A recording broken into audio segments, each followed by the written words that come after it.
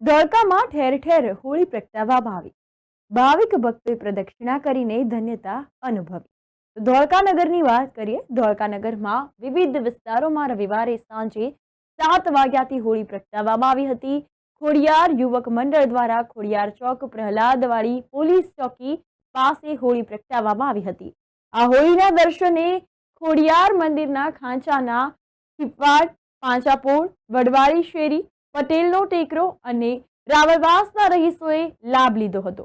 હોળીમાં લાકડા, છાણા, ખોરૈયાની હોળી કરવામાં આવે છે, તેમજ ભાવિક ભક્તો ખજૂર, ધાણી, ચણા, શ્રીફળ, કપૂર, ગોટી વગેરે વસ્તુઓ પધરાવે છે અને હોળી માતાની પ્રદક્ષિણા કરીને ધન્યતા અનુભવે છે। હોળીનો પર્વ રંગોનો પર્વ છે। ભક્ત પ્રહલાદની યાદમાં આ પર્વની ઉજવણી કરવામાં આવે છે।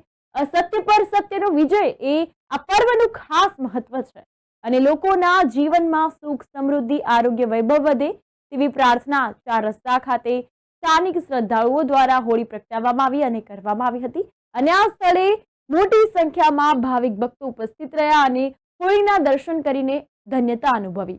મ્યુનિસિપલ દવાખાના પાસેના વિસ્તારમાં આવેલ ચોકમાં રાણા સમાજના લોકોએ હોળી પ્રગટાવી અને હોળીના દર્શન કર્યા તથા પ્રદક્ષિણા કરી। લોધીના લીમડા અને ક્ષત્રિય ઠાકોરવાસમાં પણ હોળી પ્રગટાવવામાં આવી હતી અને ભારે ભીડ જોવા મળી હતી।